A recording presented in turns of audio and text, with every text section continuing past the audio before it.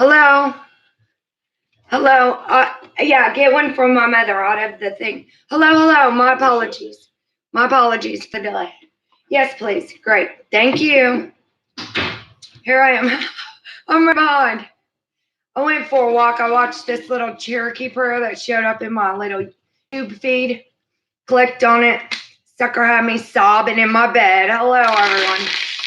So, thank you so much for the likes. Here we are. And then I went for a walk to clear that energy and ended up going for a jog. So here I am. My apologies. All right, we're going to get right into this. Look, my headphones knocked my thing right off my head. It was a good jog. I had to take a little break. I went to the park and had to contain myself because everything is for upper body strength, like the monkey bars, and it's the school right across the street. So here we are. Let me turn the light on because it's going to get dark. All right. Hello, everybody. Welcome. Thank you so much for being here. Thank you so much for your support. Thank you so much, everyone, for healing with us together. It's showing everybody left. How funny is that? All right. Cultures across the world have left behind. This is consciousness and the nature of reality. Chapter 1. Hold on. I got to take my shirt off. I'm sweating. Hold on. We got to start the dedication. It says, the stage of time is dedicated to all of those unique souls who have the courage to follow the difficult road of uncovering and understanding the truth, no matter what the cost. This book would never have been possible without the love and overwhelming support given from so many people I have met across the course of my lifetime. So the first chapter is consciousness and the nature of reality. So I got my chapstick in here. We are rocking. We're prepared. We're prepared now. All right. I'm even having a little self-care Sunday gift of prophecy to wind down at the end of the day. So, cultures across the world have left behind extensive evidence in ancient texts, monuments, and megalithic structures explaining that long ago, advanced civilizations once existed on the earth that were eventually destroyed by devastating global cataclysms. These lost civilizations understood the secrets of energy, consciousness, mathematics, and even the nature of reality itself. So you can talk about Nikola Tesla in 369, the power to manifest, and how he was killed for that information, wasn't he? This knowledge greatly contradicts the mainstream viewpoint that's been given from the so-called leading experts and powerful secret societies who prevent much of this information from being known by the general public. Throughout the course of this book, I will be going into extensive details to explain both why this knowledge is considered forbidden, as well as who's been hiding it. This sad and unfortunate outcome has led to great confusion throughout society due to generations of clever conditioning, mind control, over what the truth is surrounding the fundamentals of reality, ancient history, and the sentient life in the universe, and sentient life. This was accomplished through the means of controlling key pieces of evidence, which is either destroyed or locked away in secure locations, such as the Vatican archives, where it's rarely seen by the public. Before anyone rolls their eyes at the idea of hidden secrets and organized conspiracies, I would like to strongly point out that none of the conclusions presented in this book are based on conjecture or faulty reasoning. Excuse me. Rather, this information is the result of extensive research using all available evidence in order to objectively obtain logical conclusions. So I'm glad I'm really not being too censored right now. My platform's small and they're really not looking at me right this minute because I'm sure I'm going to say a lot of key words that they don't like.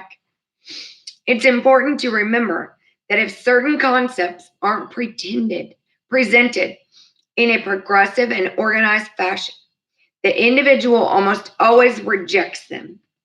Based on that mindset and the complexity of this information, I would like to ask the reader to hold back any preconceived judgment until after they've finished the book. As always, remember to remain objective with everything in your life, including these words. Ever since I was young, I've been fascinated by the universe and the nature of reality. I was just telling Lily Star that I got a Wonder Woman shirt with a cape on it for Halloween, and I once thought I could fly when I was little, so the laws of nature really didn't. I was climbing the trellis on the porch, and my mom was like, "Whoa, what are you doing?" I was in my Wonder Woman jammies. "You can't fly." I was like, "Sure I can." Even from an early age, I found myself constantly questioning everything as I struggled to make sense of religion, consciousness, evolution, and the secrets of the past. So did I. Absolutely, I did. Due to my intense curiosity and high levels of energy, me too, I often had difficulty fitting in and relating to many of my peers. This led me to spend a considerable amount of time hiking and exploring the outdoors. From studying the different types of flora and fauna, all the way to geography, geology, history, and astronomy, I was eager to learn as much as I could to try to make sense of the world around me. I frustratingly couldn't understand why so many others didn't share my level of enthusiasm. I'd never understand that. It became apparent that there existed far more expansive and almost hidden reality that was somehow invisible to most.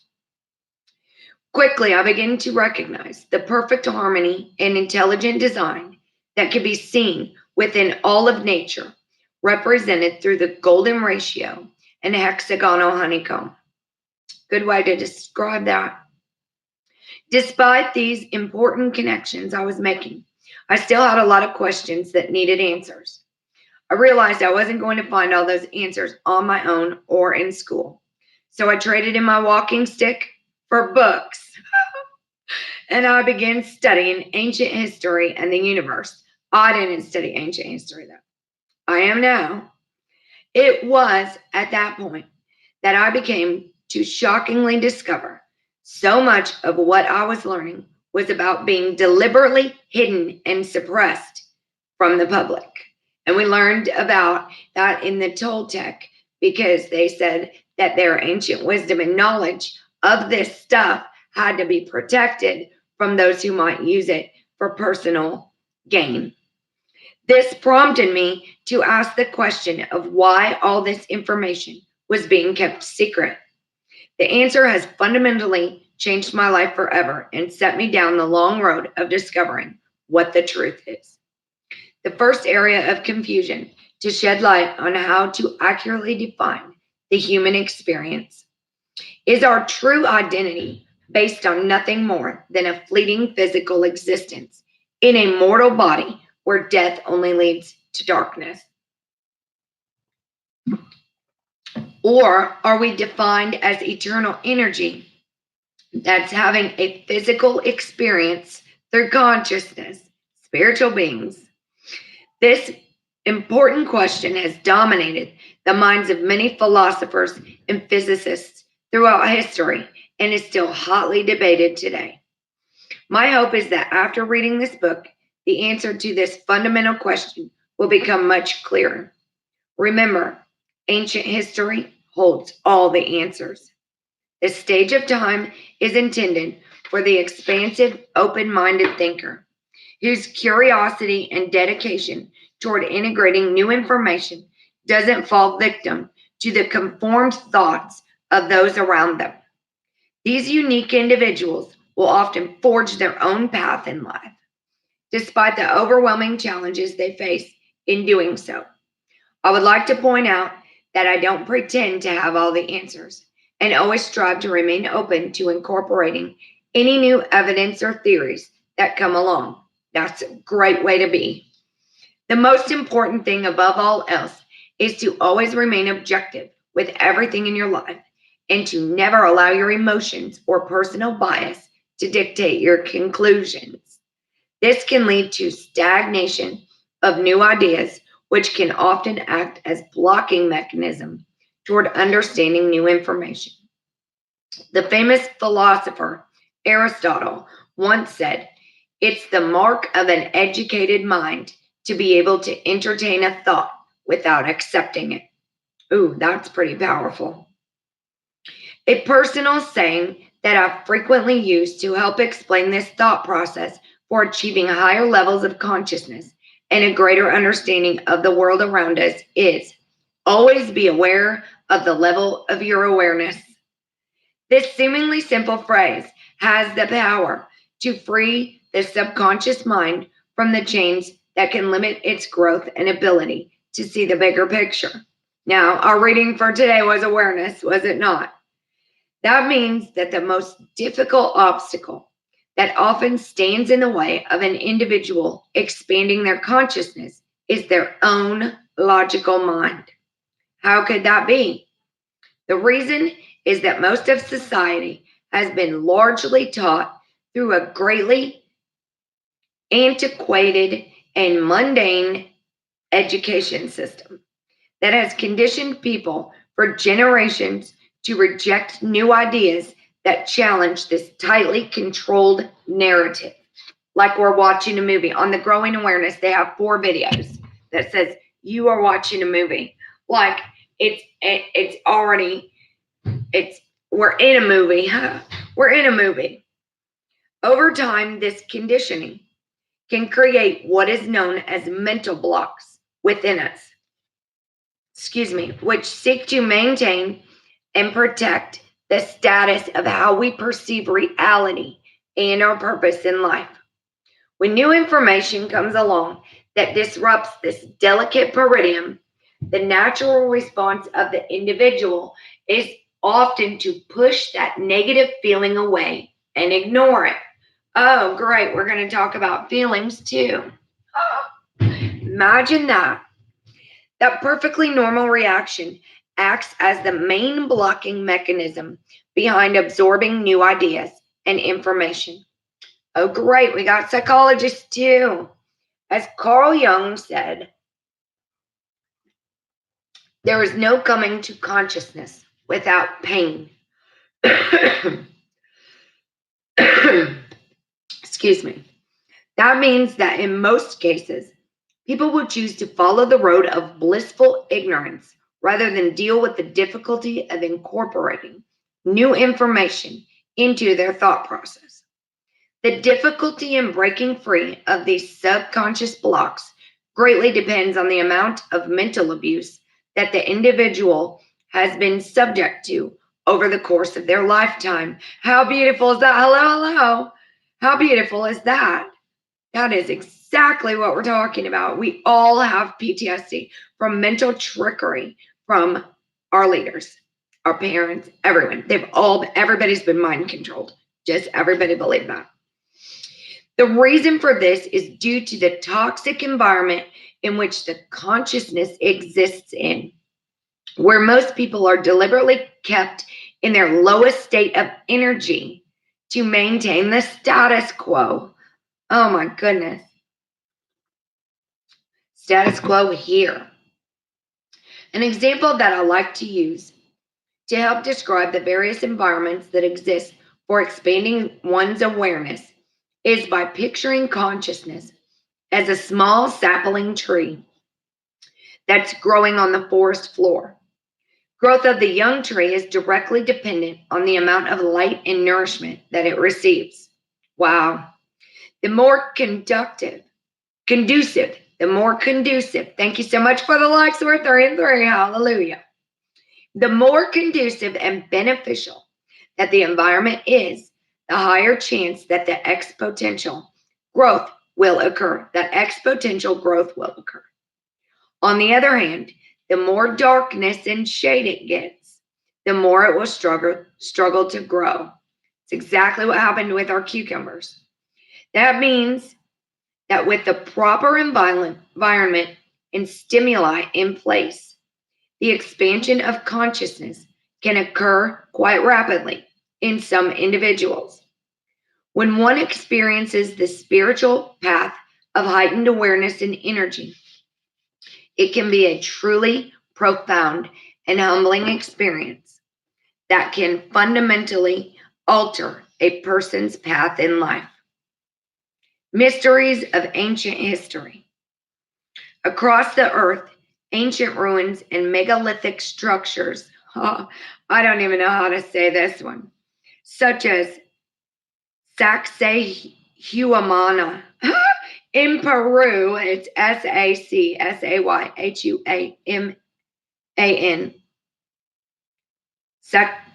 HUE-MAN in Peru, the Temple of Jupiter in Lebanon, or the Göbekli Tepe in Turkey have been proven to be far older than what our modern history books are willing to admit.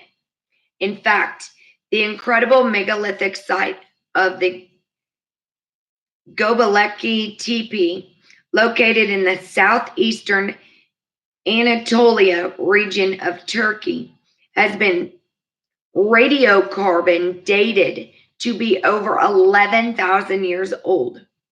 Meanwhile, further to the west, in Baalbek, like Baal, Baalbek, Lebanon, the ancient city of Heliopolis and the Temple of Jupiter contain enormous stone blocks that are in excess of 1,000 tons each. Who picked that up?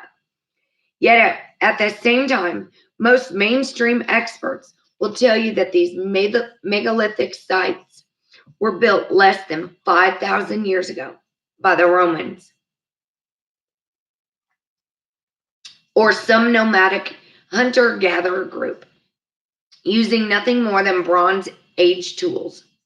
This evidence greatly contradicts what society has been taught about the timeline of human history and helps to paint a far different picture of our past.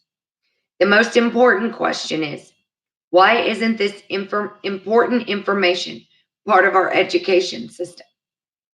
From the secret tunnels found beneath the pyramids of Giza and the water erosion marks on the Sphinx enclosure, to the knowledge of mathematics and astronomy developed by the early Sumerians of Mesopotamia, around the world, we find compelling evidence that suggests that human civilizations are far older and more sophisticated than what we've been told.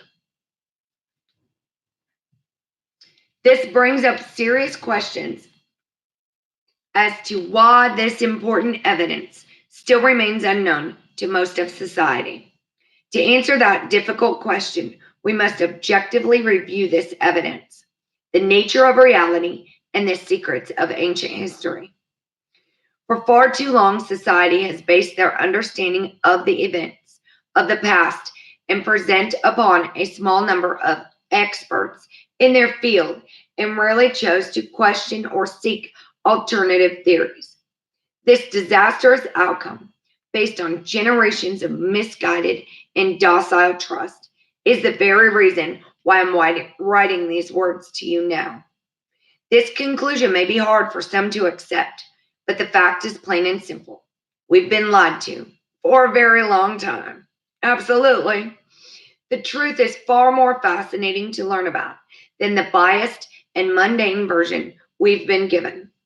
Once the individual discovers the vast amount of evidence that exists which challenges the entire paradigm we've been taught, their perspective about the universe, history, science, and religion often changes forever. So now you may be wondering, what exactly have we been lied to about? Pyramids, ancient pyramids. Has anybody heard of the pyramids in Florida? I was led to that. I don't even remember when, but it's kind of interesting. One of the most significant of these deceptions revolves around the incorrect information that's been provided by many of the mainstream archaeologists about the true age and purpose of the pyramids in Giza and Egypt. Or it says Giza, Egypt. Is Giza in Egypt? Giza, however you say that. I think it's Giza. We're told by many of these experts that the largest structures on earth were built to honor the great pharaohs of Egypt. This lie is generally accepted by the majority. Gosh darn it. Hold on, I lost my spot.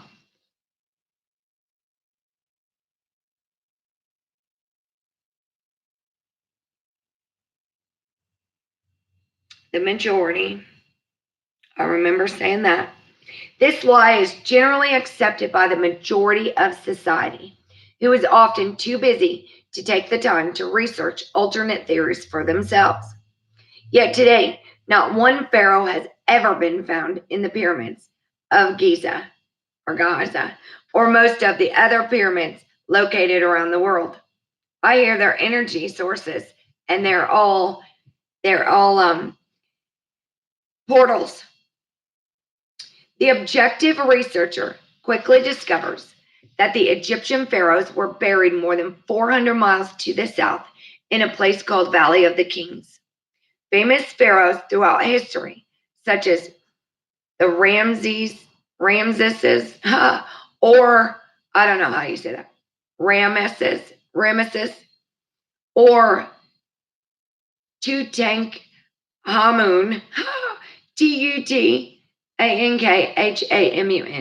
were mummified and buried at the Valley of the Kings, surrounded by generations of older dynastic Egyptian rulers.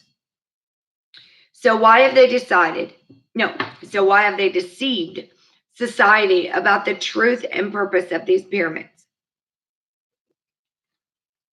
The answer to that question can be found by understanding the level of control that exists regarding the perception of history, which is fiercely guarded by powerful individuals in secret societies who hide the true age and sophistication of many of these ancient civilizations.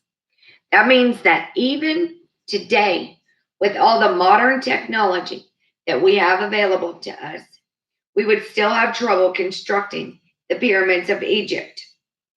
The design and ailments of these pyramids suggest that these ancient builders knew detailed information about both mathematics and the constellations of our galaxy, as well as the electromagnetic energy and ratio of the Earth.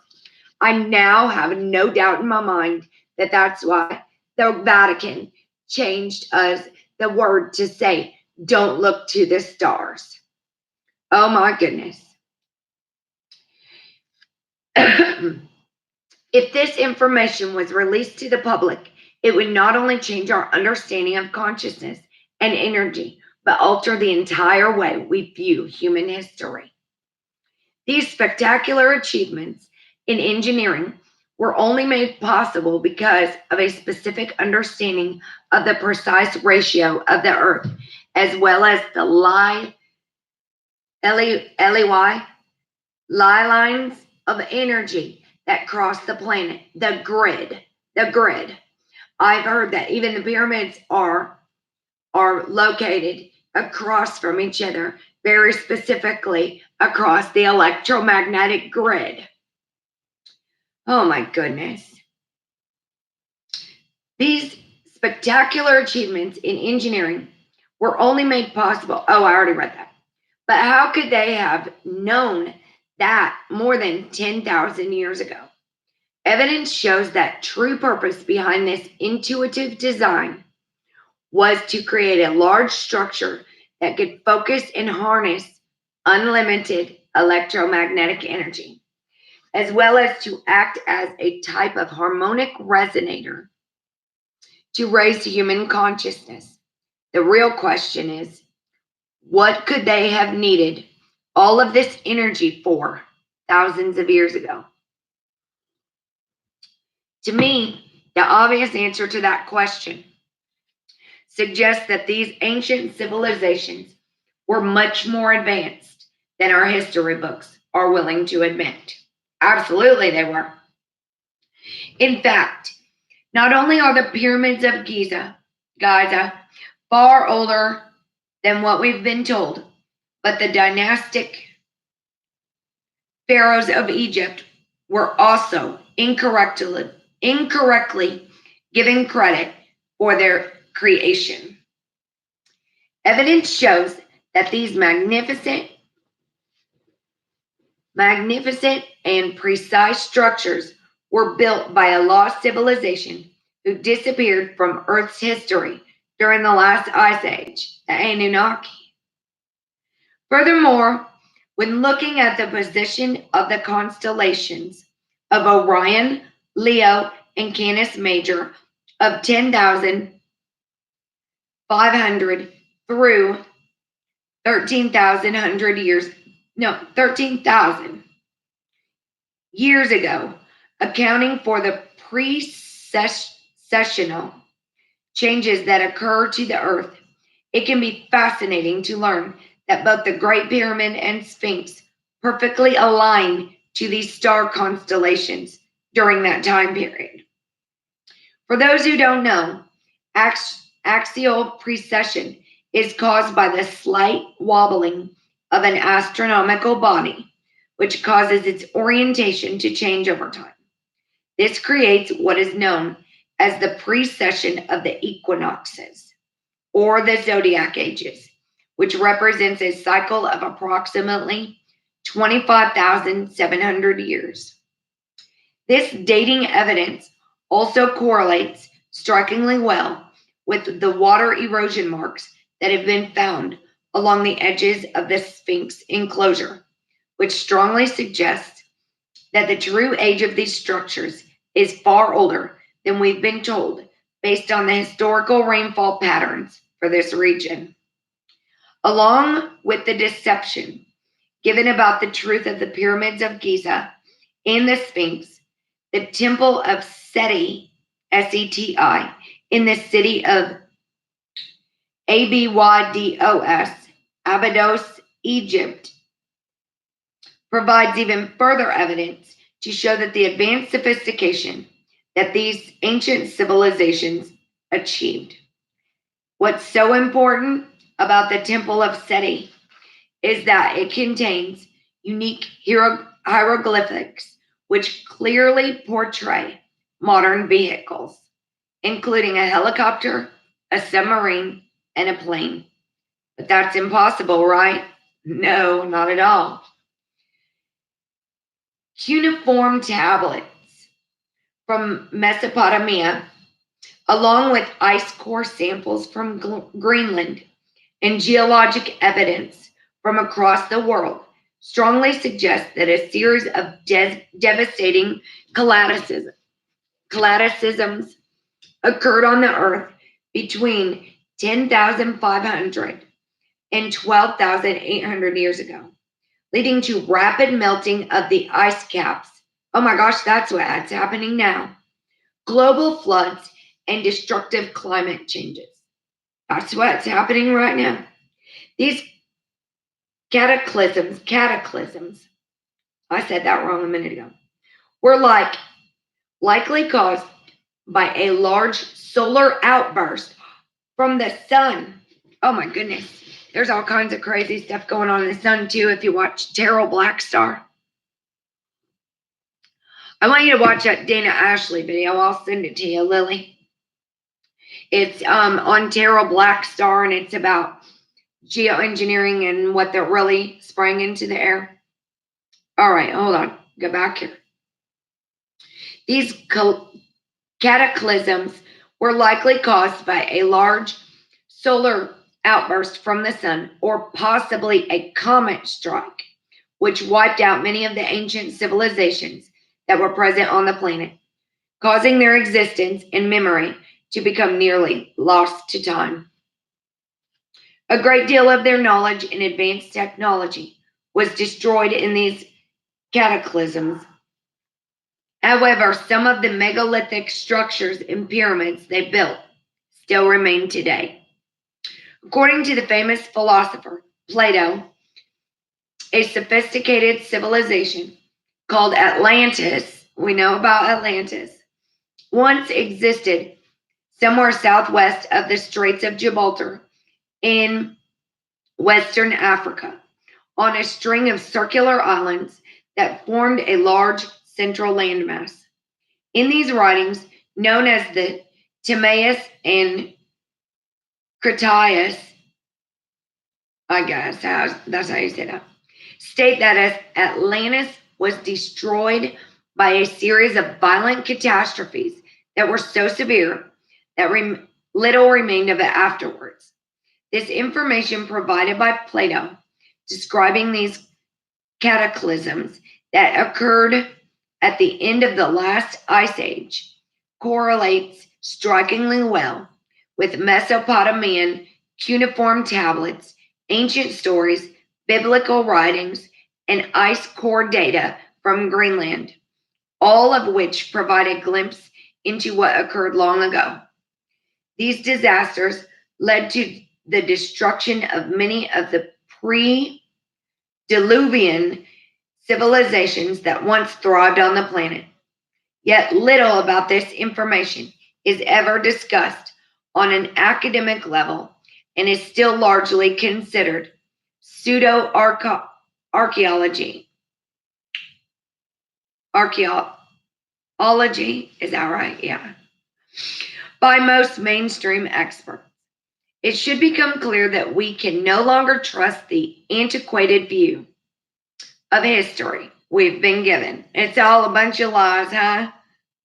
Furthermore, the particular way that society perceives evolution, human origins, and their purpose in the universe has been manipulated and conditioned for so long that most have become unbalanced and ignorant of what the truth is. Throughout the course of this book, I will be going into extensive details to explain how exactly that was accomplished. Remember, the truth can be hard to stomach at times because it's been largely written by the victors, which often portrays a biased and false viewpoint that isn't supported by the evidence. This false perception of reality, along with the control of ancient history and consciousness, formed the basis for my previous book entitled The Illusion of Us. Yes, pre-flood, absolutely. The Suppression of Evolution of Human Consciousness. Ooh, I might have to get that book too. This book promises to continue where that left off. Oh, I'm going to have to get it now. Delving into much deeper than before to help answer some of our most difficult questions. However, before we go any further, it's important to develop an understanding of how to objectively view facts and information accurately to develop logical conclusions. This is a necessary step for any good researcher to take who's searching for the truth. The famous detective Arthur Conan Doyle gave a profound quote that should act as the means for building this foundation of reason. He said, "Once you eliminate the impossible, whatever remains, no matter how improbable, must be the truth." Let those words resonate deep within you and decide for yourself what's real and what's simply a clever distraction from the truth. So I'm going to say it again because that was good. Once you eliminate the impossible, whatever remains, no matter how improbable, must be the truth.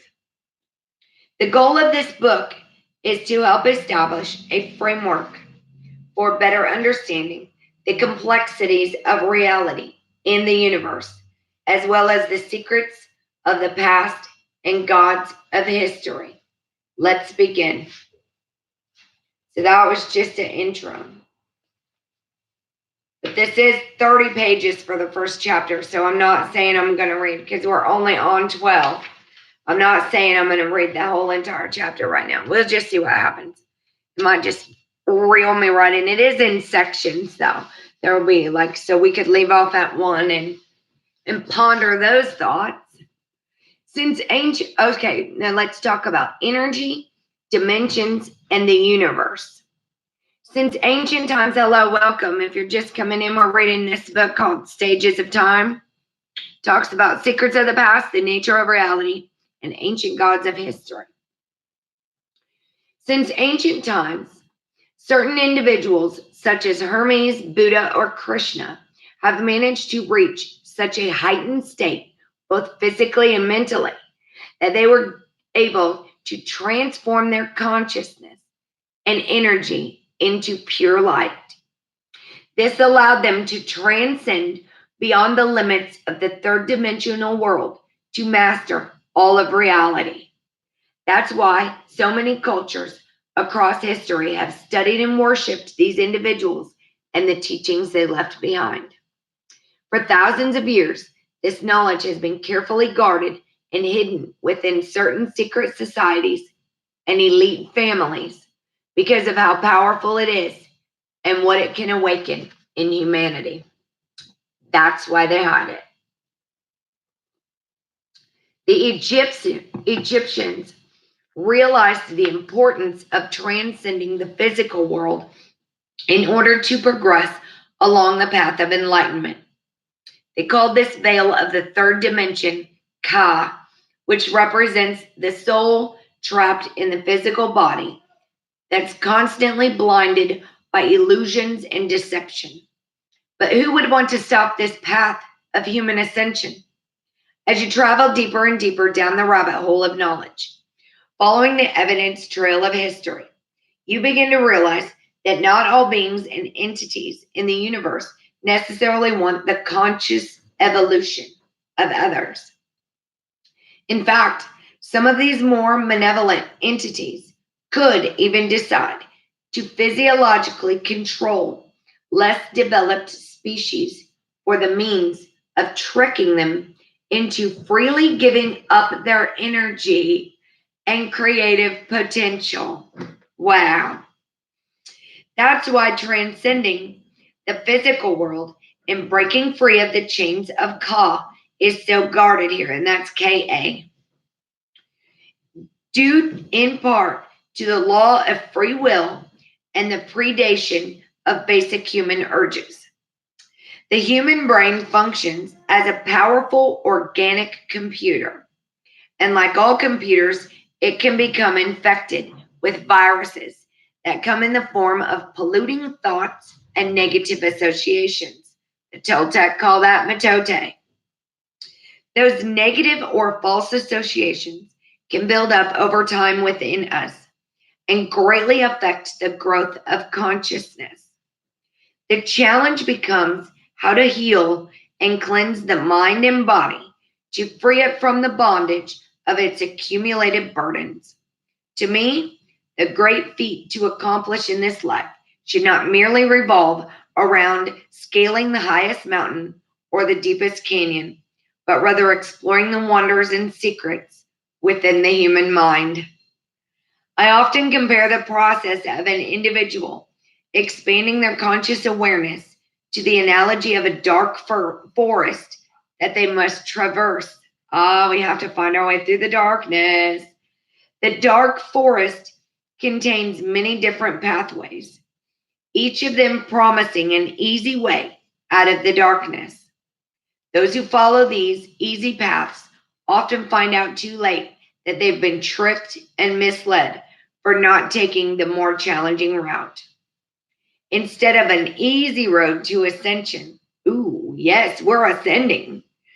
The path to reach higher states of consciousness and energy has been purposely made difficult, and any shortcuts taken are severely punished along the way. The real question is, who created this system? The answer to that difficult question will be thoroughly explained in subsequent chapters. This journey of freeing the mind from Ka and becoming a higher conscious being is one of the hardest things you'll ever do in your lifetime and should not be taken lightly.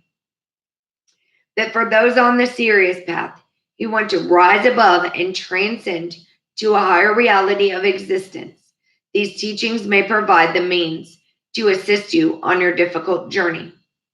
Remember, following along this dusty road of truth often takes great courage and sacrifice. Yes, mine is rather dark too some days. Some days it's darker than light. We have to ride the waves. However, the rewards can exceed anything that can be achieved in the lower state of energy and represent our truest purpose here on earth. We got to raise our vibration. The first place to begin is to better understand the reality and universe that surrounds us. But is our universe really singular, or is it actually a multiverse? According to the laws of superstring theory and the knowledge handed down by ancient cultures, we're living in what's known as a multiverse that's composed of countless different versions of reality that are all layered on top of one another. However, for the sake of ease, I will be primarily using the term universe throughout the rest of the book, even though it's not actually singular at all. It's just a term that we all know. Oh, yes, I know it. I know it. It's not that simple. But we can surely break free from all of their conditioning. Now that we know better, we can. We can do better. We can do all things through Christ who gives us strength. Going deeper, all these different timelines that exist throughout the vast universe are being played out in the great stage. There, because you're in a movie, the great stage of the physical third dimensional world, where they're separated by both higher and lower dimensions, frequencies. The goal of this sandwich-like reality is to always strive to preserve balance, harmony, and the principles of free will. The laws of superstring theory explain that all matter can be reduced down to strings of vibrating energy, each with its own varying frequency. These countless strings of vibration are all connected and influenced through the properties of electromagnetism, which is derived from the mass of a physical object such as a planet or a star. And we all know that the planets are electromagnetic energy by now. Oh, yes, here we go. This creates the effect we refer to as gravity. That's how Nikola Tesla was able to generate free energy through the electromagnetic grid of the earth, since he discovered what the pyramid builders of antiquity had already learned. And he was killed for that information. For his stuff, I really want those Nikola Tesla books I found. I bet they're still sitting there. Just the man wouldn't sell them for $50. Due to the nature of these principles that define the laws of nature, a hierarchy system formed within these varying states of energy and matter, which are separated by at least 9 different dimensions. He developed Wi-Fi, wireless connections, back in 1900. The majority of these dimensions are non-physical, which means that most of what's occurring in them are invisible to our limited perceptions. This forms the basis for the important concept of as above, so below, which is shown across nearly every ancient society of the past. As we incorporate these concepts into our mind, we often change as an individual and suddenly view much of reality and consciousness in a different light. While there exist both higher and lower dimensions, the third dimension is particularly important because it represents where matter and energy can take on physical form. That's a key point to understand and remember going forward. The earth acts as either a school for exploring self-expression in a physical body or a prison that can trap consciousness behind a veil of illusions. One spiritual book I got in prison is called We're All Doing Time. Even outside of the walls, you're still, if you're not free and living free, you are still chained. You are still locked up. It all depends on your perspective. If an individual decides to focus entirely on the material world, they'll likely have to return through the incarnation cycle to repeat the process again until they finally choose to grow on a spiritual level. The process of human ascension can take countless lifetimes to master and greatly depends on a variety of complex factors. I will be going into much greater detail regarding the fundamentals of dimensions later on. To fully understand how these conscious changes can profoundly alter the course of one's life, we must first understand what a timeline is. A timeline is the linear measure of the events of the past, which are categorized in chronological order. By not recognizing or understanding that each one of us plays a part in the overall timeline of humanity, most individuals care little about their actions or how they could affect others. At the same time, most of society is kept in the dark about the importance of spirituality and connecting to a higher level of conscious awareness. The consequences for this unbalanced and polluted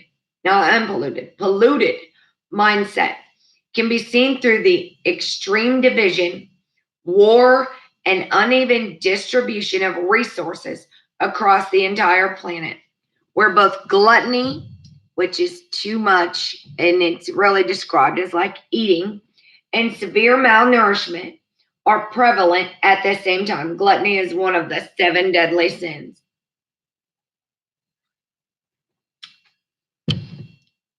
While some people are starving, and I'll refer to that as the little African boy when I was promoting those or advocating for those little starving children in Africa. I found a little meme that had a little African boy looking at this woman who came from another country to interview them or help him or whatever. And he said, like, they're starving with no food and stuff, no water. And he looks at her and the look on his face is like, and you mean to tell me people actually have to drive around in wheelchairs in your country because they eat too much? And it really hit, like a meme like that really hit me home. You know, it was like, wow. So this destructive mindset, oh yes, it's too much of anything, yes. But food is an addiction. It absolutely is. I've watched it in prison, and look at the Americas compared to many other places. Absolutely, obesity is a big deal. This destructive mindset not only threatens the balance of life on Earth, but the entire future of the human race from self-annihilation. When the truth finally comes out that we're not only sentient beings that exist in the universe and are part of something much greater than ourselves.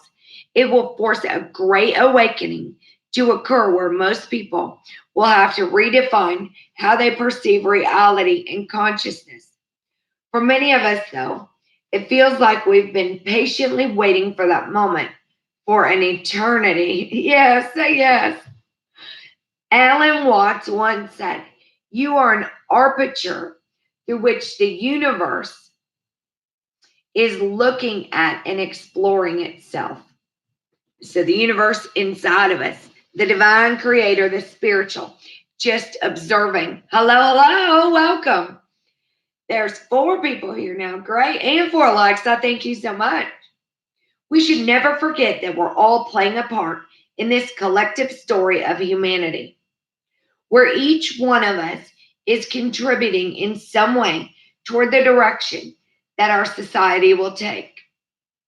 The choice of traveling down this difficult road of seeking truth and spreading wisdom is often called the good work, and represents the courage found within one's soul to choose a path of light and knowledge.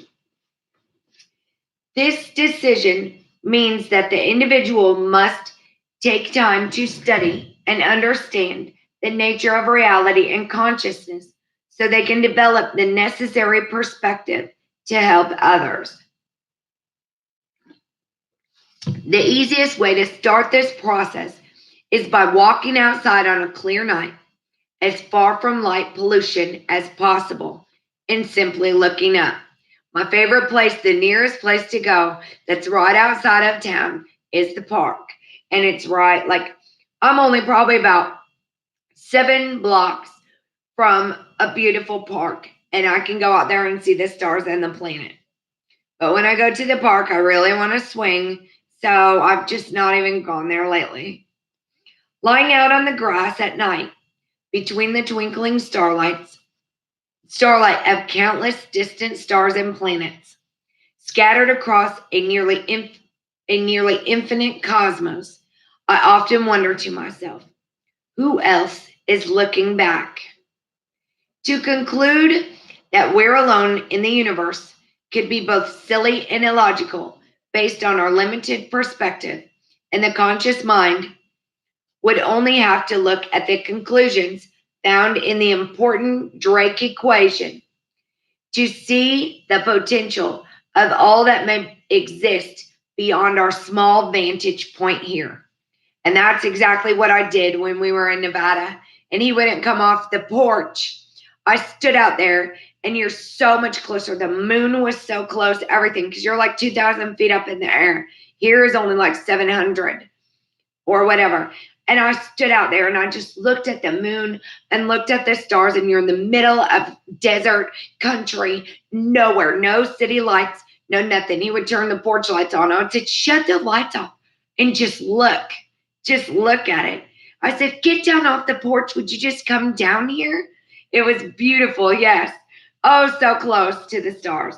And then when I got to Jaharis, New Mexico, oh my gosh, it was 7,800 feet up in the air. Oh, beautiful. Breathtaking. Try to fully comprehend the idea that we're located on one of the spiral bands of the Milky Way galaxy, surrounded by billions of other star systems and planets, whose number is so inconceivably large that if added up, it would exceed every grain of sand on all the beaches of Earth. Allow that staggering number in sheer size to sink in. Soon you will become a conscious observer who's aware of yourself and your place within the universe. Considering the vast size of the cosmos and the overwhelming odds that advanced sentient life forms exist, you may be asking yourself, where are they all? This commonly asked question fits into what's known as the Fermi, F-E-R-M-I, paradox.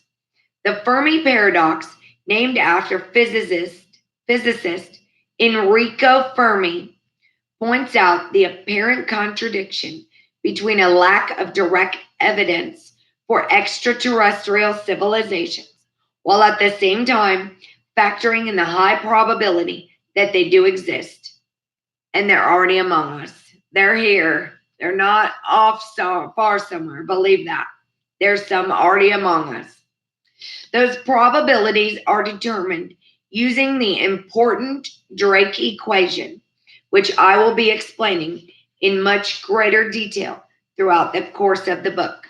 I need to know my blood type is what I want to know.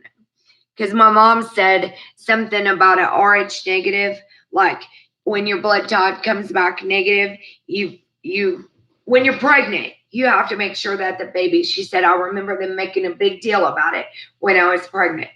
So I want to know my blood type because that RH is like the rhesus monkey or whatever, and I haven't even gotten into all of that. Some of this stuff is so mind-blowing that it's a hard idea to grasp, isn't it? It's like, what? When I start talking about aliens, my mom is just like, okay, Heather. So I have to not talk about this stuff and reptilians and stuff like that in the British monarchy. All right. Oh, yes, absolutely. A whole nother rabbit hole, right? So this has led to the false conclusion that we're all alone in the universe. And when really the answer is much more complicated. Absolutely it is. The Drake equation, named after Frank Drake, states that the Earth is merely one of the millions of other possible planets that exist in the galaxy that could potentially support sentient life. That conclusion is based on an understanding of the necessary ingredients needed for supporting complex life forms such as carbon and hydrogen, both of which are commonly found throughout the Milky Way galaxy and beyond. Oh, I think I'm going to. I got kicked out of one of the places because I got a tattoo while I was donating blood, and they give it, or donating plasma. But yes, I think there's another place I can go because my insurance said they won't pay for it. But thank you. Yes, I'm going to find it out. Absolutely, I am. Furthermore, the older the age of a star system, the more likely it is to harbor sentient beings, especially those planets which fall into what's known as the Goldilocks zone. The term Goldilocks zone means that the necessary environmental and atmospheric conditions needed to support life would be present on the surface of any planetary bodies which are found within a certain proximity to the nearest star. This, of course, is highly dependent on the prevalence of comet and asteroid strikes, as well as other complex factors such as solar outbursts and destructive seismic activity. Ooh, we got a lot of seismic activity going on right now, don't we? Which could greatly affect the outcome of the planet. Wow, let me read that again. This, of course, is highly dependent on the prevalence of comet and asteroid strikes, as well as other complex factors such as solar outbursts and destructive seismic activity, which could greatly affect the outcome of the planet. The Drake equation postulates that there are potentially millions of planets in our Milky Way galaxy alone where sentient life could have developed over the course of billions of years.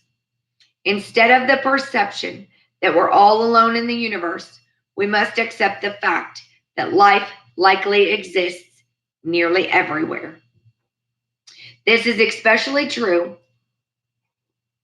when factoring in the effects of any hydrothermal vents or internal heating that may be present on some planetary bodies which appear to be cold at first glance. These important conclusions mean that there's likely a nearly infinite number of Earth-like worlds that exist in the cosmos, and we should collectively accept this mindset rather than allowing the cynical perspective we've been given to cloud our awareness and judgment. Using objective logic, it stands to reason that most intelligent extraterrestrial civilizations who developed the capability to leave their star system would likely try to remain invisible to the perceptions of any less developed species they encountered to not pollute their timeline. However, based on the history of the planet, of Earth, this may not always be the case. The reason for this is primarily due to two factors, such as the limitations of human perceptions, as well as the ability for some of these beings and entities to potentially exist and move between different dimensions. Instead of the concept of life forms developing independently on different worlds, beginning in primordial pools of sludge, and later evolving to become highly conscious beings, we should expand our thinking to include outside influences and the theories of panspermia. Due to this hierarchical system that exists in the cosmos, it's likely allowed certain beings or entities throughout history to take on the persona of gods to those civilizations where they encountered that are less developed than them. See, it was my guy that told me about the Anunnaki. It was my guy who studied the ancient Egyptians. He's studying, see, I'm on one mission because I studied biblical as well, and he's totally against the Bible. He said the Bible, when read right, is a map of the astrological, of everything. And so that was one of the things he told me. And right now, we just can't talk, but we need to combine our information, because after we both did the retreats and opened our minds up to all of this ayahuasca, and we're wide awake in more ways than people can imagine, it's almost uncomfortable at times to know this stuff. But he studied that in Enki, the gods, and all of the gods of ancient Egypt and the Sumerian texts and stuff like that. So at times, these visitors may have promoted great leaps in consciousness and technology, while at other times their influences could have given rise to warring empires and turmoil. Some of these beings and entities, sometimes referred to as fallen angels or demons in certain religions across the world. The Anunnaki are supposed to be the fallen angels that came down and mated with the women. I don't know, because there's already people here. And I guess I need to read some more of Conversations with God too.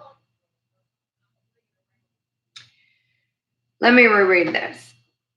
My brain just went out and my mom's out there talking to the dog.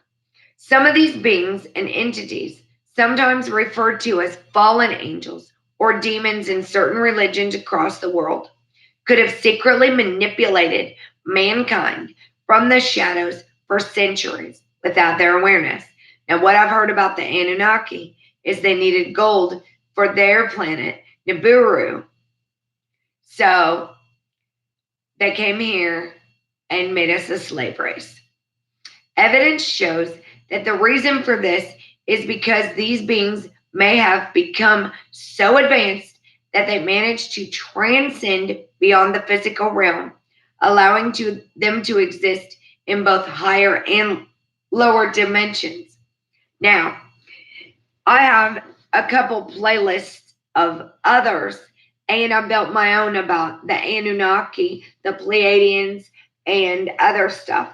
And I've watched some about the Pleiadians and how it has been a battle between the Pleiadians and the Anunnaki over the planet Earth, and the Pleiadians doing the light work and the Anunnaki trying to make us a slave race for a long time now. So Cuneiform, it's Cuneiform, tablets explain that these advanced beings, sometimes referred to as the Anunna, Anunna in the Atra, Atrahas,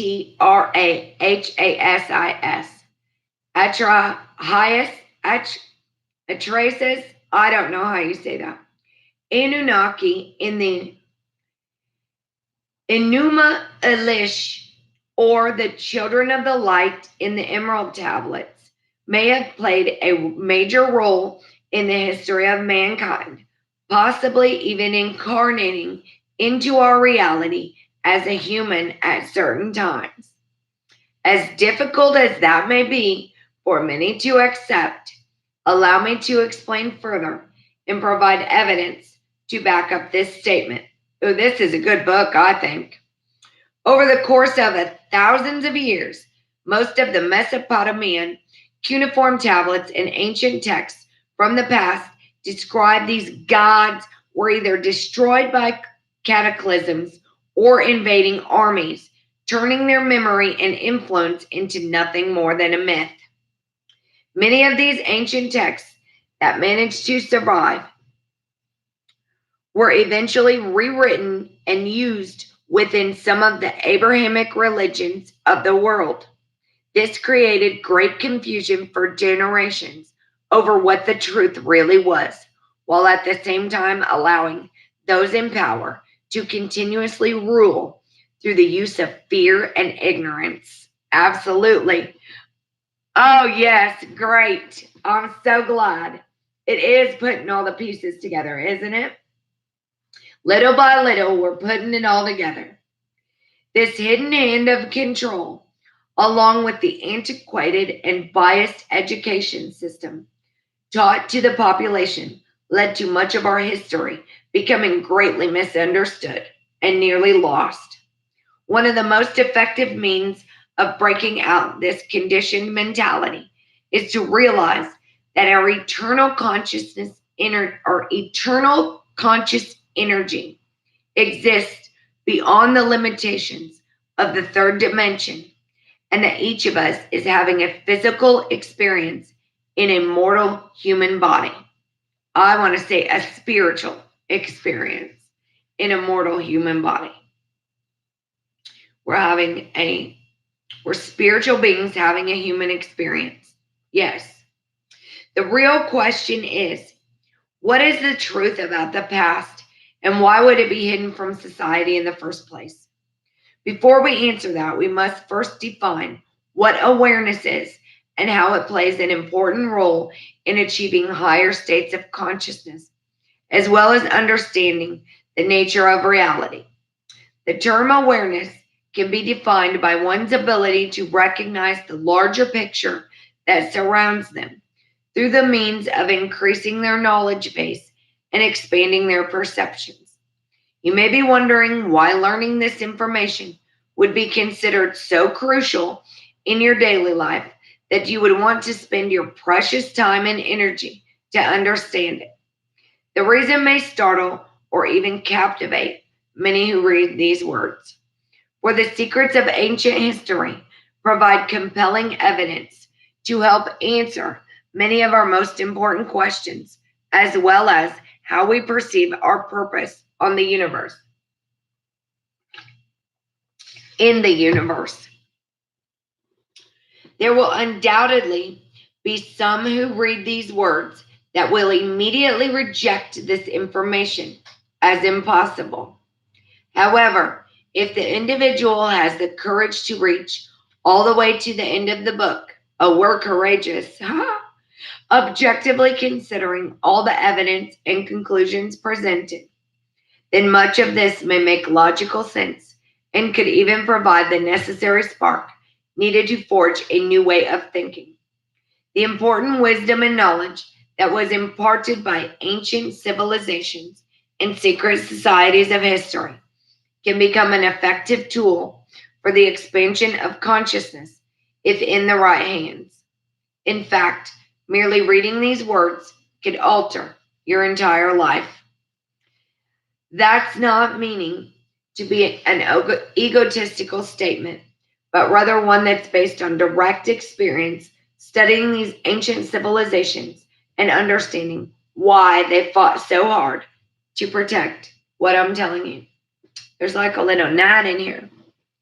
Many of the groups who've historically protected this knowledge, such as the Druids and the Gnostics, like Mary Magdalene's The Gnostics, that's what's in the Nag Hammadi texts I have in there, became systematically targeted and hunted down for eradication by those who didn't want this information to ever come out. The reason the truth is so protected and hidden from most of society is due to the sheer power that this information has on expanding human consciousness and altering one's perspective.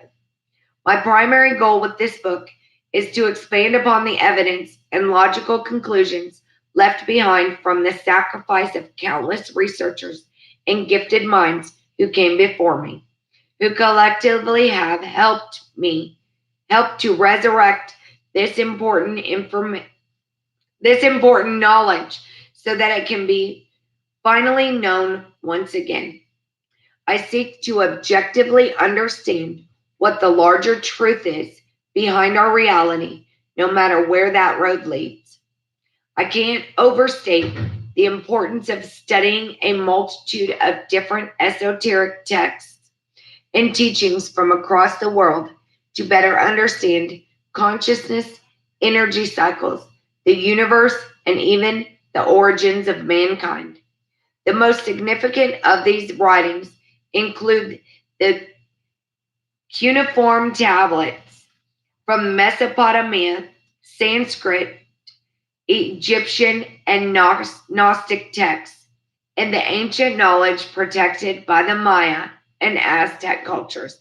Now, the Toltec were part of the Mayans, I once found out. So due to the degradation of information over time, along with suppression and tampering, significant confusion developed over the events of ancient history.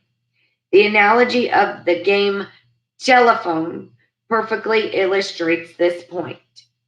In the children's game of telephone, information is passed around and shared with each person in the circle. The original message becomes more and more degraded over time.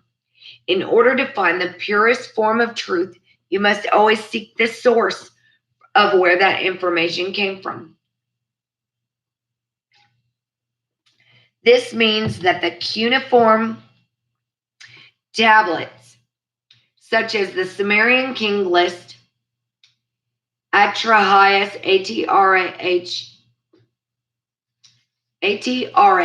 Atrahsis, which is from the Anunna, Anunna.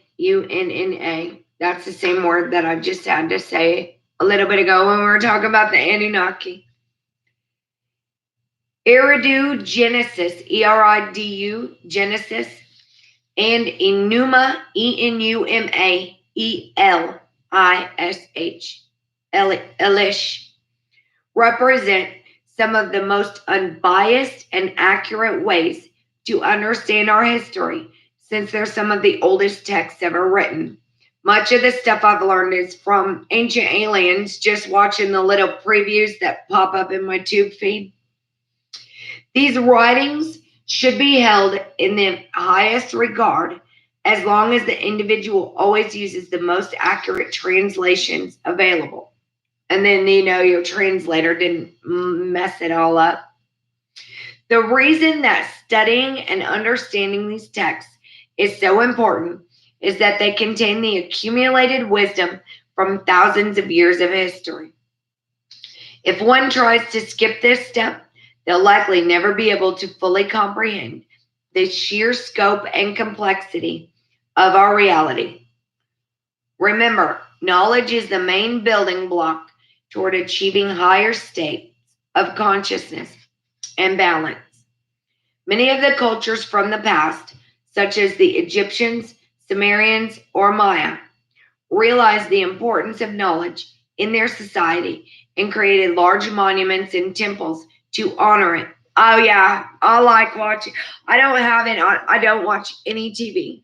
So every bit of information I get comes from YouTube or websites that I'm just divinely guided to. But I've been learning a lot of stuff about that. I learned about even the what did we just talk about?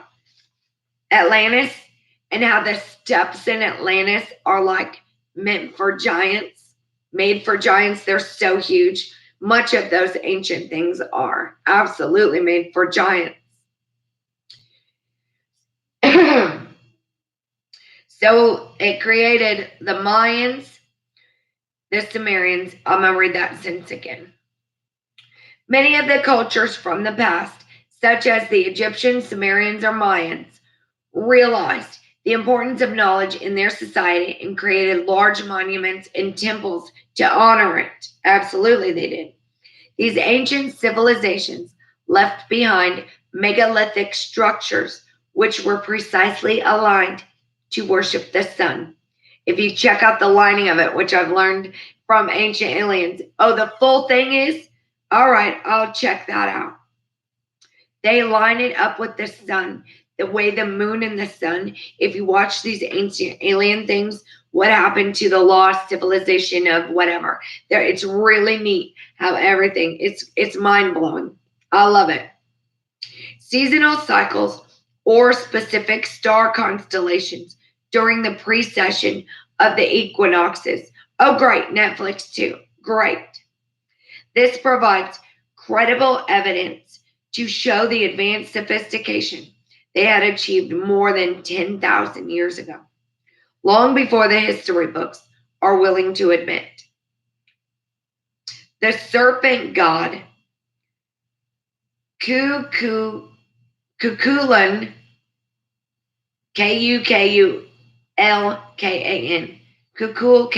Kukulkan. I think that's one that shows up in my Earth Warriors. See, my Earth Warrior cards teach me a lot of stuff too.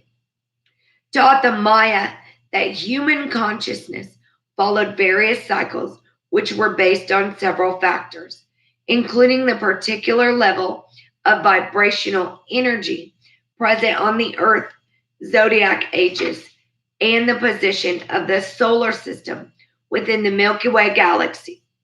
This knowledge is portrayed particularly well in the Mayan city of Chichen Itza, Chichen Itza, with the specific design seen with the step pyramid known as Kukulkan's. How about that? Kukulkan, not just like float out like I knew that. Kukulkan's temple shown below in figure 1.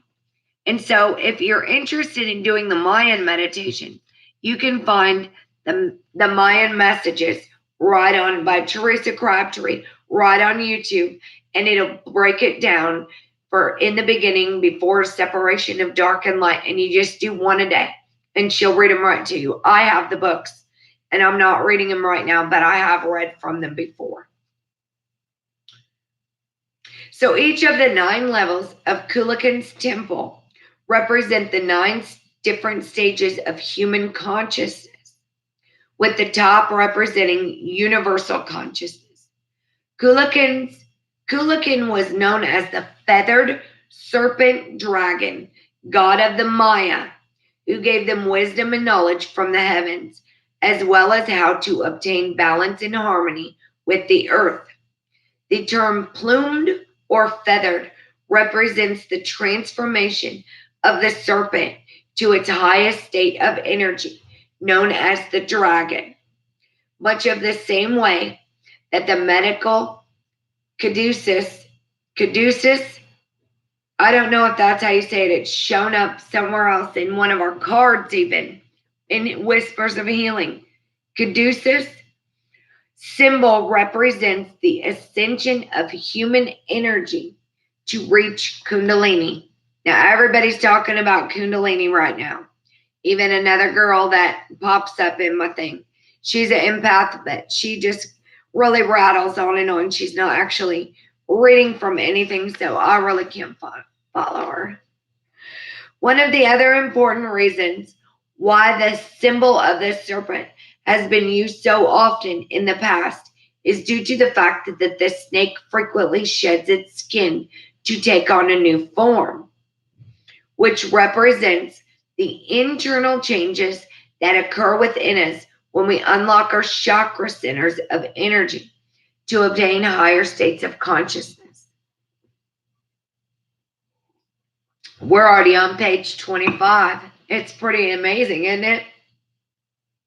It's important to understand and differentiate the lies and deceit that have been perpetrated on society for centuries regarding the symbols of the eagle and the serpent.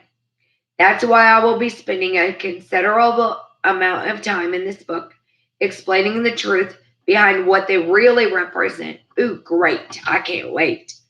And their significance in the rise and fall of human civilizations throughout history. The Maya believed that the year 2012 would herald the conclusion of a great cycle of energy on Earth and in the cosmos, that instead of representing the apocalypse and the end of the world, it represented the rebirth after the death of what's known as the old reality that once existed here. So think back to 2012 and 13, because everybody thought that it was going to be the end of the world back then, if you remember correctly. That's actually the year that my cousin came up missing, 2012, and she's never been found. So it's very important. The end of the Mayan messages was supposed to be 2012. So think back to what changes were happening to you in your life, and just think about it later, and we'll keep reading. It'll come to you. Think about the different things that were the end of the old ways and the death of our old beliefs, and you started waking up spiritually. Because that 2012 is when, if you don't know who Cryon channel is, Kryon, amazing teacher of all that is. And I got led to those right after my first retreat, which would have been when I was in California, the end of October to the November 22nd. I was there for like a month, just traveling around and just taking in all the beauty. I was free. All right. The old reality that once existed. So it was like just a rebirth of the Rainbow Warriors, we'll call us. The most important thing to understand about both the Maya and the Aztec is that they eventually became corrupted through the practice of blood sacrifice and war, long before the Cortez arrived. So the Spaniard conquest, the European conquest. I will be extensively covering this area later in the book. Oh, yay! But I wanted to bring this topic up early in order to clarify some misconceptions that still exist surrounding these civilizations. The destructive and lower vibrational acts of blood sacrifice and war seen in the Maya and Aztec cultures do not originate from either of the serpent dragon gods of Kukulkan or I'm not even going to try to say that. Quetzal. Quetzalcoatl. It's Cotal. Quetzalcoatl is how I'm going to leave it. Both who clearly state in ancient texts that they're firmly against these practices.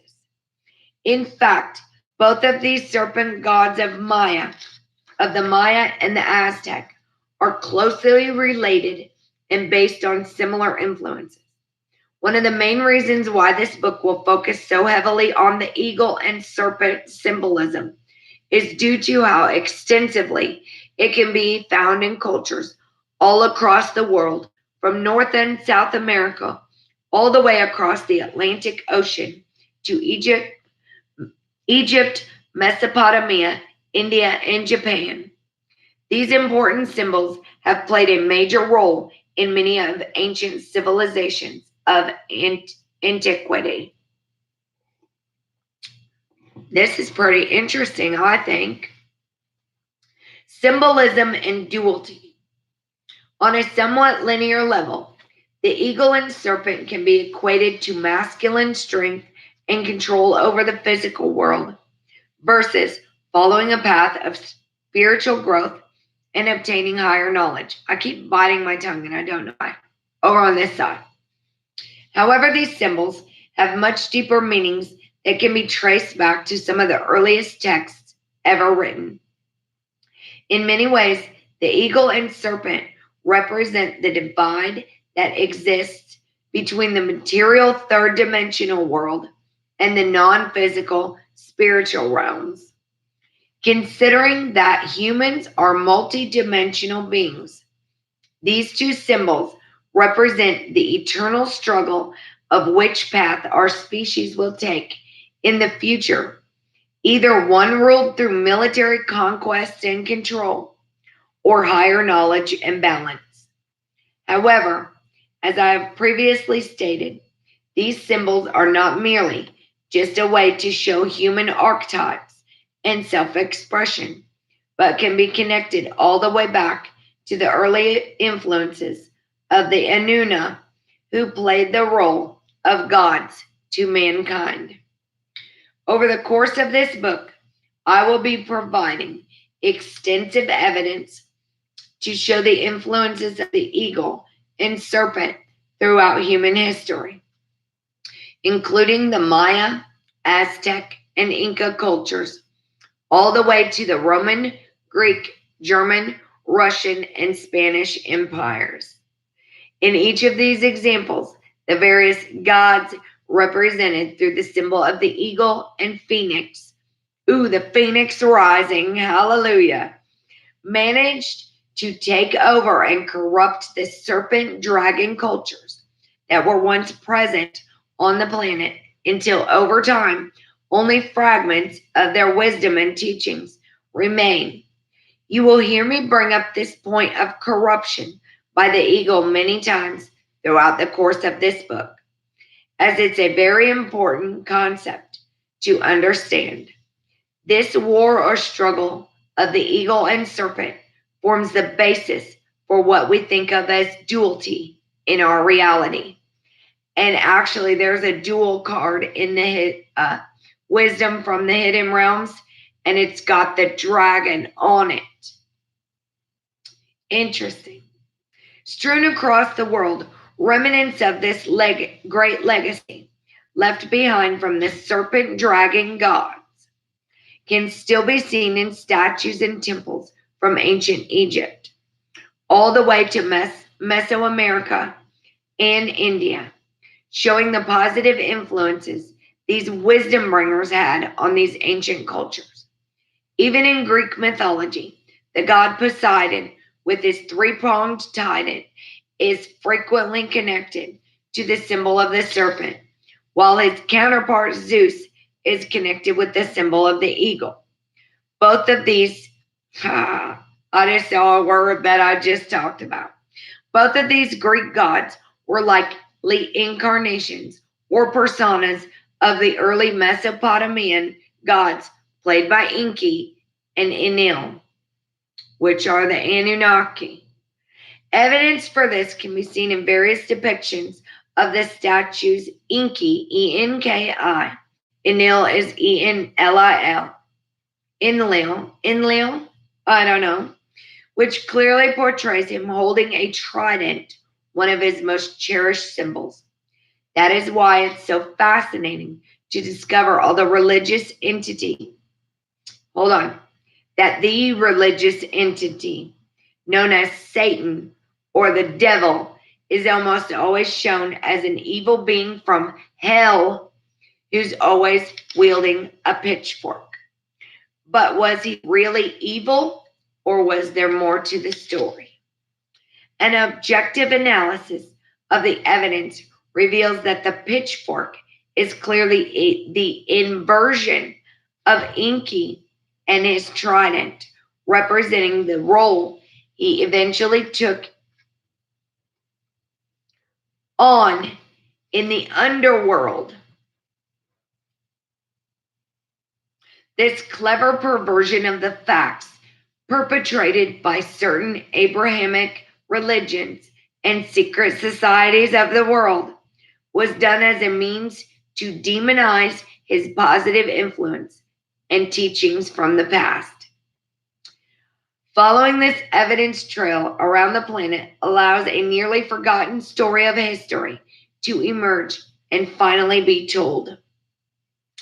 Anytime that a serpent dragon is portrayed in artwork or as an edifice, meaning a large building, it means that at one point, that civilization was based on the acquisition of knowledge and obtaining higher states of consciousness. One of the best examples of this can be seen at the base of Kukulkan's temple, shown below in Figure 2, where the serpent dragon statues guard the path of human ascension. Right there. How crazy is all of this? That all of this has been secret societies. Like one of my very, very good sister friends. She's not really my sister, but she's my sister. And when I said something about the Freemasons, she was like, don't talk about the Freemasons. My family's Freemasons. So later when she's like, what is your thought really on the Freemasons? And I was like, that they're secret societies of men that were working for the good. Not for the good, for the good of evil. They kept the women out there. So regardless of whether they're your family or not, this is the harsh reality of it. And when I've looked up mind control on our dollar bill and stuff, and I've even seen links of King James being associated with the Freemasons, here's your sign. It's like the stuff that I've seen, and I've showed some of this stuff on other videos, where the pyramid and the triangle and the little eye at the top of our dollar bills. Look at an American dollar bill and you will see these signs. There's Latin written on there. It's all been part of their plan. Physical reality and consciousness. On a vibrational and molecular level, the human body should be viewed as an organic vessel for consciousness to experience a physical reality in the third dimension. This physical body is primarily composed of water, which contains electrical impulses that flow through nerves along the spinal cord. These electrical impulses function as a type of super antenna, allowing the brain to connect to higher states of energy and consciousness. Imagine your eternal soul energy as a signal on a radio station which is tuning in from across another dimension. That antenna can only operate correctly if it exists in a certain state of good health and vibration. The unhealthier and more disconnected a person gets from their truer selves and the natural world around them. We're at 133. The more their antenna will become disrupted and could even cease to function properly. When one objectively looks at this state of our reality, they quickly see a world full of negative stimuli and illusion, which is what's going on right now. It's been going on for a long time, but it seems to be there's way more bad news than good news, and unbelievable news at that. Aimed at keeping people conformed and in a lower state of energy. This creates a clever trap, which prevents most of society from achieving higher states of consciousness. Due to the accumulation of toxins and heavy metals, hallelujah, in the body over time, such as fluoride, aluminum, and mercury. Mercury, Nevada. Look up Mercury, Nevada. That's not far from you. Mercury. The pineal gland in the brain, known as the third eye, becomes calcified in most individuals, which renders it inactive. Mind control. Mercury in vaccines. Mercury in lots of things, causing autism, causing much things. Oh my gosh. I might even get in trouble for this video. Let's see what happens. We're going to pray protection of it right now as it goes through the little program that deciphers all the words, and it's going to get out there quite all right. I'm glad we're live right now before it goes through that process. To achieve higher states of consciousness, you must first cleanse the toxins from the body. To activate, say hi, kid of mine. Say hi. Oh. Most individuals, which renders it inactive. To achieve higher states of consciousness, you must first cleanse these toxins from the body. That was, yes, we do. Hold on, I'm going to have to read that one more time. To achieve higher states of consciousness, you must first cleanse these toxins from the body to activate this important gland, as well as becoming grounded to the energy of earth. Earthing, you're fine. You're absolutely fine. It was the distraction coming through. Earthing is very important. Going barefooted and collecting earth energy, it's energy. It keeps you grounded. So even to step outside, like I tried to tell my guy's mother, who's having these nerve issues, she's having stuff going on in her head. It's uncomfortable. So I'm like, she's like, I just couldn't handle the sensation. I said, just go out and put your feet on the ground. Maybe not in the grass, but you need to touch the ground. I said, you need to ground yourself. There is energy there that helps you. It's called earthing. It talks about even the frequencies, even our music. Like one of the people I've been talking to plays the guitar, and he recently tuned his guitar to the frequency we're supposed to be on, not the frequency that's in all of our music. And it could explain what's going on with society today, with our children today. We're all on the wrong frequency. The guitars have been tuned to the wrong frequency. Everything is the wrong frequency. So in a way, human beings represent a type of organic battery that heavily relies on a balanced system to function at peak efficiency. Heavy metals in our food, heavy metals in our air, heavy metals in our water, causing dementia. Heavy metals in our deodorant. These things absorb right into our skin. This is very important to break free of. The Egyptian pharaohs and priests of antiquity knew the importance of activating the pineal gland in order to reach these higher states of conscious awareness, and use the symbol of the serpent on the forehead to represent this transformation. In fact, this same symbol was also used in many ancient Hindu Indian cultures, where it's portrayed through the coiled snake of the Kundalini. That's why many of the church members are so against this information that I'm doing. That devout King James that laid hands on my kid to cast out demons, he's very against anything other than the King James Version. And he's telling me I'm doing sorcery work, trying to search the stars, and I'm doing the work of Satan, and I can't work for both sides. Psh, you're blocked. You're done. I tried to teach you. You didn't want to listen. That's why the information contained in the Vedic texts can overlap so much. Oh, that's very important. The Vedic astrology is very important. Can overlap so much with Egyptian and Mesopotamian teachings, since they all had common influences. It's important to understand that the evolution of human consciousness is part of a great cycle that exists throughout the solar system and universe, represented through the various states of energy, which are constantly in a state of change. Remember, energy can never be created or destroyed. It can only change state. This book is amazing.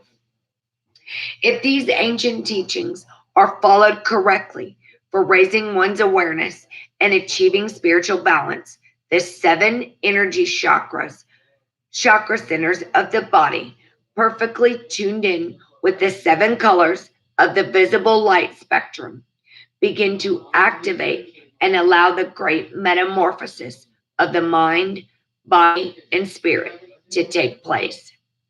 This was the original purpose and meaning behind the famous symbol of the cross and Trinity, represented the crossing of energy to reach the Kundalini. Wow. The origins of these symbols can be traced all the way back to early Mesopotamia with what was known as the Old Religion, before eventually becoming associated with Christianity and the Holy Roman Empire. The true meaning behind these important symbols have become nearly lost to history, much in the same way that the swastika was. This forbidden secret behind reaching what became known as Christ consciousness or Kundalini, same thing, has been suppressed for thousands of years by powerful religious groups and certain secret societies who have conditioned most of the public to follow a deceitful and greatly watered down version of the truth. I've got all these people saying, like this one girl's video I watched yesterday. I only watched a couple seconds of it because it's just like rattling on and on. But she said when you lay in your bed and you feel the energy of the Kundalini just active and alive, the Kundalini energy. And I'm like, it's Christ consciousness. Why is it so hard for everyone? So there's my confirmation for what I was trying to understand. Has been like everybody wants to deny Christ, really, and give credit to all of this other stuff. And it's the same God consciousness, no matter what you call it, the same spirit. Oh, it's so exhausting trying to teach people this. All right.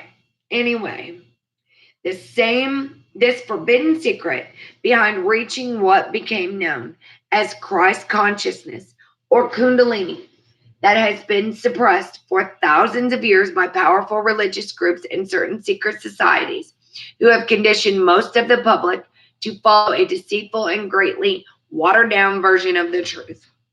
That is why it's so important that one understands the fundamentals of energy, consciousness, and vibration to comprehend the significance of the different chakra centers of the body and their relationship to the visible light spectrum. The fact that our chakra centers just so happen to perfectly reflect and match the visible light spectrum is further evidence to show that genetic tampering of our DNA occurred in the distant past. To me, it would be extremely difficult to account for these anomalies using the standard Darwinian model of evolution. Now, you may be wondering how exactly we ended up in a reality based on suppression, war, and deceit. Before I continue any further into our ancient past, I want to provide you with a quote from Barbara Marcinac, which perfectly describes the illusion that has enslaved and blocked off the truths of our reality. I have used this quote in my previous book, but feel it's necessary to share again to understand the larger picture that surrounds us. Carefully read and reflect on the following words. So I'll probably read it twice. The ultimate tyranny in a society is not control by martial law, but control by the psychological manipulation of consciousness cognitive dissonance, through which reality is defined so that those who exist within it do not even realize they're in prison. Wow, that hits you. So I'm going to read it one more time. The ultimate tyranny in a society is not control by martial law, but control by the psychological manipulation of consciousness through which reality is defined so that those who exist within it do not even realize they're in prison. When we're born, we awaken into a world based on a certain generational understanding of how to perceive reality that has been passed down by our parents. In most cases, they only acquired this perspective from what they were told from so-called experts and authoritarian figures, which caused most to follow a greatly biased and antiquated viewpoint of history, spirituality, and the nature of reality.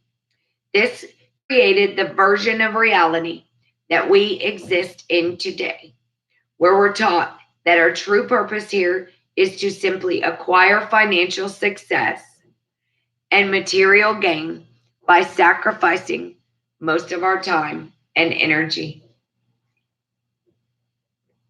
It's tragic, really, that we work ourselves to death to the point where we're at dis-ease and disabled for the love of money and material goods that we can't even take with us. That's tragedy. Eventually, this form of conformity and mental conditioning led to tremendous unbalance throughout most of society, giving rise to generations of zombie-like people who do very little critical thinking and mainly focus on empty pleasures to get through each day. At the same time, powerful secret societies and corrupted governments continue to promote this false doctrine to maintain the status quo. How many Christians right now think that the earthquakes are God speaking? I know they're not. I know exactly what's going on. The famous book, 1984 by George Orwell, provides some shockingly accurate viewpoints that perfectly describes this Orwellian-like world that's been created here. We must collectively stand together and realize the dangerous direction we're all headed in through the means of ignorance, materialism, and hate. Instead of forge our own path to see through the empty illusions which have blinded us for so long. Unfortunately, most people never ask the question of where exactly these rules and laws forming the basis of our reality came from. The incorrect assumption to make is that everything we see is simply based on the natural course of human history and Darwinian evolution. This has created the misconception that human beings are nothing more than an evolved ape and that all the war and chaos on the planet is caused by us struggling to overcome our primitive nature. This greatly antiquated and incorrect theory to explain our origins and purpose will be brought up multiple times throughout the course of this book, and it's one of the major reasons why mankind has been held back for so long. To some, this may seem impossible and nothing more than a bunch of wild conspiracy theories, while to others, it would help to connect and answer many of our most important questions. It's helping me. So if you're listening, I'm sure it's helping you too. So hallelujah for that. This is due to the particular level of conscious awareness that each of us has obtained over the course of our lifetime, and whether or not we're able to objectively consider and incorporate this information into our thought process. Lots of things your mind wants to reject automatically, like Course in Miracles. Lots of this stuff your mind wants to reject because we're programmed, we're controlled. Not anymore. Remember, if these concepts can't be connected and understood on a higher level, hold on.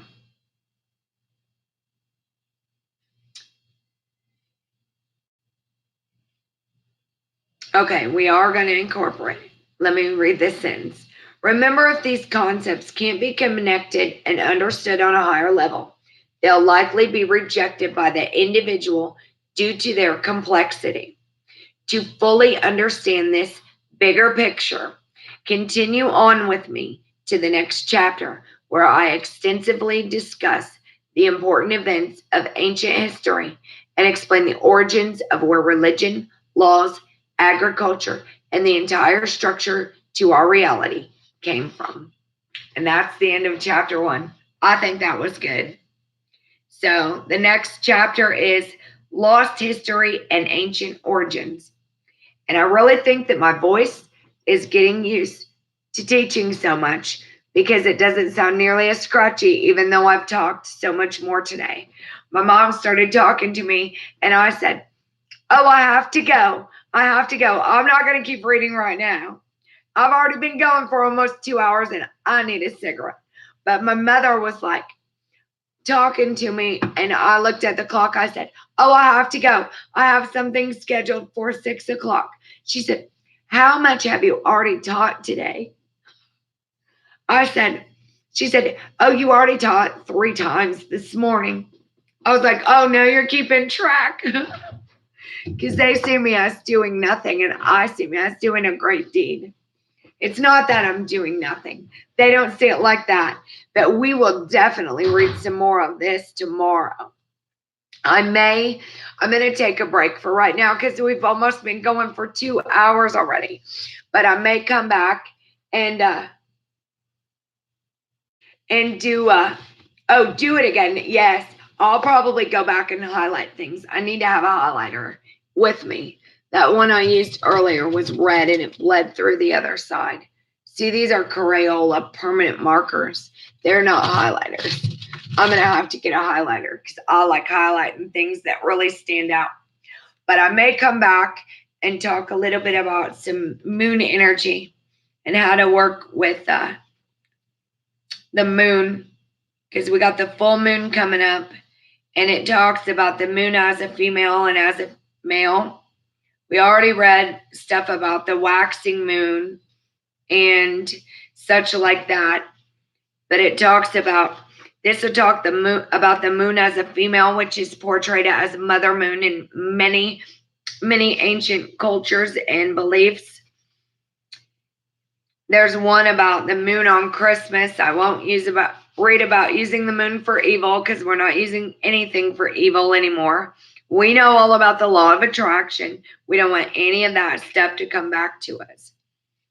So I guess October is the blood moon.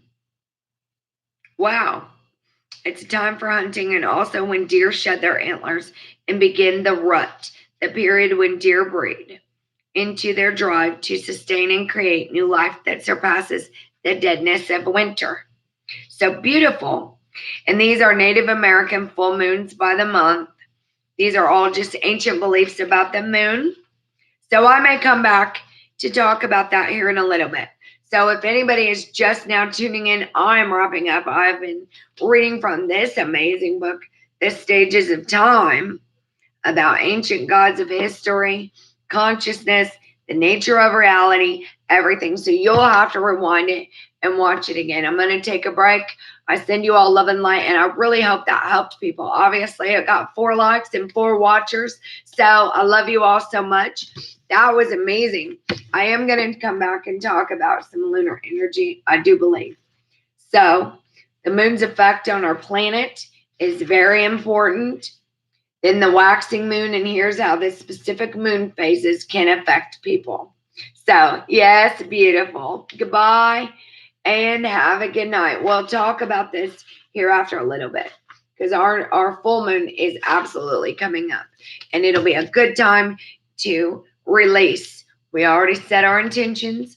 We want structure. We want strategy. So So we're going to come back and learn all about the full moon and how to harness the mystical energy of the moon and reclaim the power within you while we're healing together. I love you all so much. I thank you so much for likes, so much for your support, so much for your comments, so much for you guys being here with us healing together. So we'll be back after a little while. I love you all so much.